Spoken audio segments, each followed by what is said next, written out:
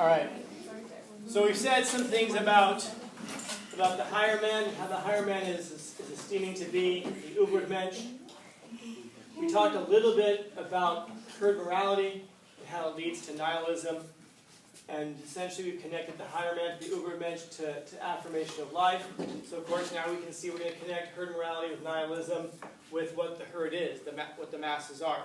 So you've got the higher man who separates himself from the herd, and then you've got the herd. Okay. So the herd you break up into, essentially you've got this, obviously the masses. Now from that mass you've got the last man. The last man is essentially the opposite corollary of the higher man. The last man is the person who doesn't set themselves apart, but is content and happy to be part of the mass. You can think of it as it's the mediocre person who's striving for comfort and contentment. So the last man is the mediocre person who's striving for comfort and contentment. The idea is they want to be comfortable. They want to be content. To be happy, to be kind of okay with what they have. Mediocrity. What's that? Yeah, mediocrity. So you think about comfort in a way of, you kind of look at the modern world in a sense. So if you get a headache, what do? Take some aspirin, take a pill, take something like that. Think about all the times in our life when we're just a little bit uncomfortable, that our immediate reaction is to try to fix that discomfort. There's something that's kind of normal about that, but it also gets to kind of an extreme. Like this morning, for example, people are walking on campus and just like, oh my God, it's wet. Do you not take showers? Do you not drink water? Is it really so bad that you have to come into a classroom and make a grand announcement? Oh my God, it's raining, it's uncomfortable. And it's not even so much that it's uncomfortable, it's just a little bit different, which is what creates this discomfort, even to the point where we have to announce it to the world. If it's a little bit too cold, if it's a little bit too warm or whatever, we seek immediately to try to rectify these kinds of things, because we see that, because we kind of treat comfort and contentment as like the ultimate aim of life.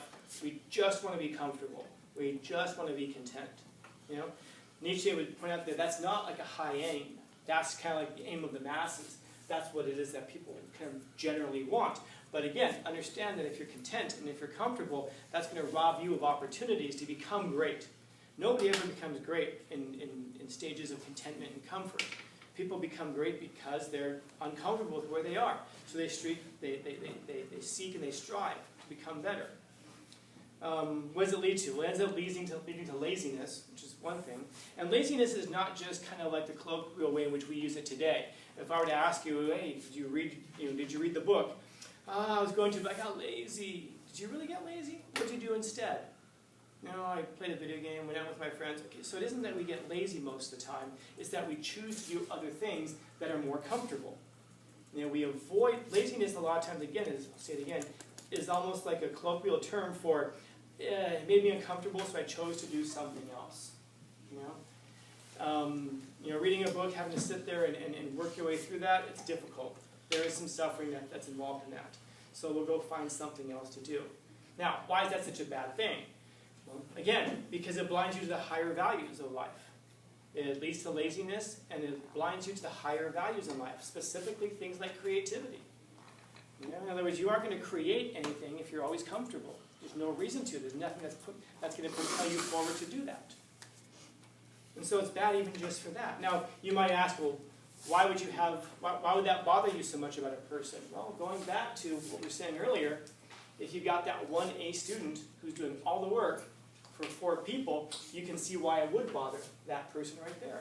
3 of the 4 people have no problem with that arrangement. Well, yeah, we should all do that because we all work together. We all accomplish more together. It robs those people, though, of their opportunity to fail. If you're someone who fails, at least you know something that you have to work on. If you're forced to kind of acknowledge your mediocrity and acknowledge it against a comparison of the higher man, well, then you've got a reason to propel yourself forward again.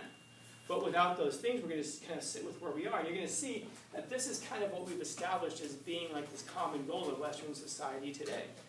It is the popular goal, to just be content and to just be comfortable. I mean, look at how afraid we are of struggle and strife right now. Look at this reaction to the coronavirus. You know, it's like we just freak out. Oh my God, someone might get sick. Well, people can die from it. People, die from a lot of things. It doesn't mean that we shouldn't pay any attention to it at all. But I mean, you really look at the reaction to it. We suspend the NBA season. You see what happened over in Italy? They closed all the businesses. Yeah, every business is closed except for food markets and pharmacies. You know what's going to happen when they reopen those things? I mean, don't be surprised if Italy just kind of invites a recession to itself. You've now put all those people out of work. You've now completely stopped the economy, except for food and medicine. So what's going to happen? When you reopen them, now everybody rushes out and buys all this stuff off of the shelves. So what have you done now? Well, now you've created scarcity. So what's going to happen now when those products come back? Prices are going to go way up. Unless the state's going to have to step in, and then force prices down in some way, you create this huge mess. Now I get it, 10,000 people have it, it's not good. No one's saying it's a good thing. But kind of look at what it is that we've come to expect, that nobody should ever get sick, even in the height of flu season. We should just be used to the idea that nobody gets sick with these things. So the last man, again, is this person, is the corollary of the higher man. Questions? I can't read this. Oh, that's because they're in the wrong room. That's too bad. All right. So far, so good? So if the higher man, the corollary is the last man, guess who the slave is the corollary opposite of?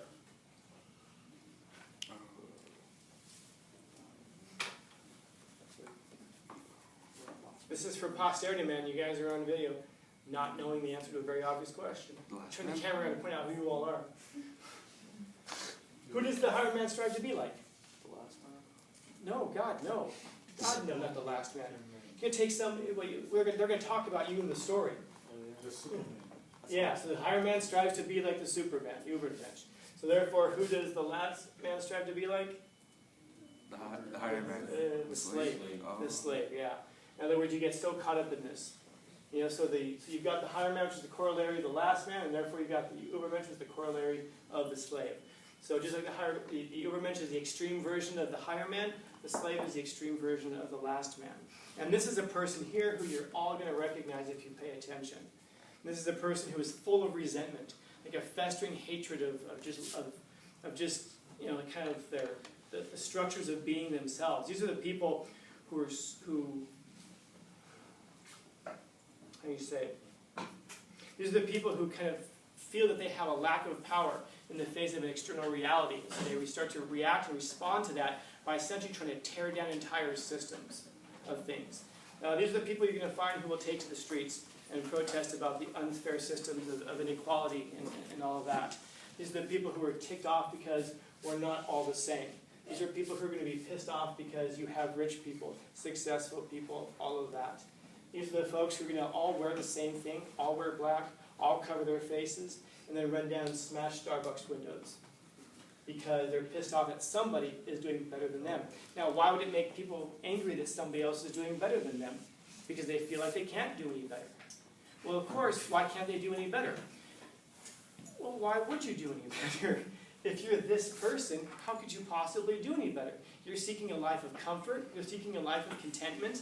There's another person out there who's seeking a life of struggle, challenge, overcoming, all of that. This is the person who embraces suffering and struggle and overcomes it.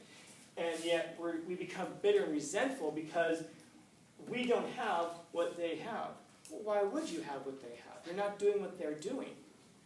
It's like when you're looking at people who run these giant corporations and you see how wealthy they are, and we get so angry because of what the CEOs make versus what the employees make. Well, look at what they do. Look at the differences in their jobs. Look at what the CEO who makes a whole bunch of money, look at how incredibly efficient they are. What it is that they know, what they can do, and the enormous level of responsibilities that they have. And yet we'll still get pissed off because they earn more money than us. So we become resentful. And if we become resentful, that leads to envy. And then the envy, of course, guess who they're going to aim their envy at? Well, the higher man, the person who actually does succeed. So we become very resentful towards those who are successful. And then eventually what happens is enough of the herd comes together, and then they act out by taking vengeance on the higher man. And then, of course, do they do it individually? No, they're cowards, they're small people. Instead, they come together as a mass, and then they attack it. And you start to see a lot of that happening in Europe. Not too long after the death of Nietzsche, you see the Russian Revolution in 1917. You see that these things happen with World War I, with the overtaking of the Bolsheviks, and then you see these communist systems come into place and take over. Now, what's the foundation of communism and socialism? The idea that inequalities between all of us are a very bad thing. You shouldn't have some people who have more than others. We should all have the same. Yeah, going back to the group work analogy, I guess that makes sense if you're the mediocre student or the non-performing student at all. Which again, why aren't you performing? Not because you don't have the brains to do it. It's because you don't have the will to do it. You don't have the will to do what the successful person does. You know, that's all it is. We just refuse to do the work, not that we can't do the work. And then because we don't do the work, what happens? Well, then we're powerless in a society. Well, of course, why would you have any power? And then if we feel powerless, how is it that we act out? We all band together, we say things like, eat the rich, you know, kill the rich. We should drag them down. They shouldn't have so much. And then we do everything that we possibly can to drag them down out of bitterness, out of resentment, out of contempt. Dragging down the higher man does not make the herd, the last man, the slave, any better. All it does is it tears down the actual productive elements of people around us. It doesn't make you more productive. It just means that now we all suck, and then we're all perfectly happy with that. You know? And this is a horrible thing, because now there's no reason for any of us to get any better. It stops us from maximizing ourselves and becoming what it is that we can do. But you're going to find that the people who do this kind of stuff, they put on this mask. They put on a mask of goodness. That's the slave morality. It's compassion. We should take from those who have and give to those who don't. Why? Because I'm bitter and resentful and envious. Because I'm compassionate. We have to take care of other people. Why? Because they're below me and I hate them, and because it's the right thing to do. In other words, it's a morality that masquerades as compassion. It isn't real compassion. As we began by saying earlier, if we identify that we can't, joke about things, or if we realize, if we kind of come to this conclusion that we can't, that anybody is kind of like, beneath contempt, that's us essentially saying that we're better than other people. We can handle jokes, but not them, because, they're, those people. We have to protect them.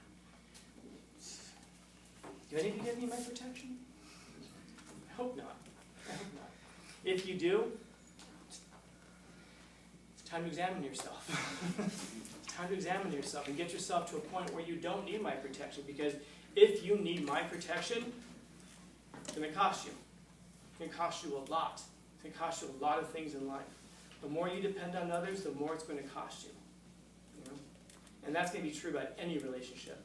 In a personal relationship, it's going to happen in a business relationship, any kind of a thing like that. The more you need someone, do not be surprised when that person now exploits your need. How do you protect yourself? Don't join the herd. Separate yourself. Become the higher man. Become the things that you could be if you sort yourself out. Don't be proud of what you are right now, all of your deficiencies and all of my imperfections, because I'm perfectly me. Instead, become what you could be if you sorted yourself out. And like we talked about before, really honestly think about it. What are the upper limits of your potential? How much time a day do you spend really making yourself better in something? And this isn't a chastisement, it's a real genuine question. Think about what you could be. What you could be. And what you could be, by the way, you'll never imagine it, because it's so far outside of our imaginations, because we can't even conceive of it, because we haven't experienced it yet. But it's amazing what people can be. When you look at what people do, even people that there's nothing special about them except that they make a decision to be. Why not you? Why can't you do it? There's no reason you can't do it except for a decision not to.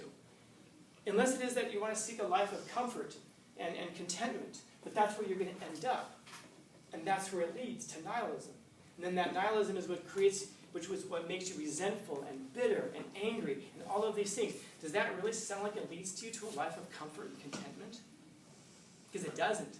just makes you angry. It puts you in the streets and smashing Starbucks windows. Or worse yet, in classrooms trying to convince yourself and others that you're still compassionate towards them, that you have to protect them because they need you.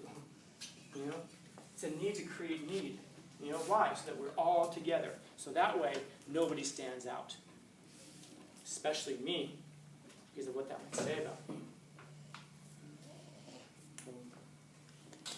Questions? Yeah. You said doo-doo. I'm sorry? You said doo-doo. That's nice.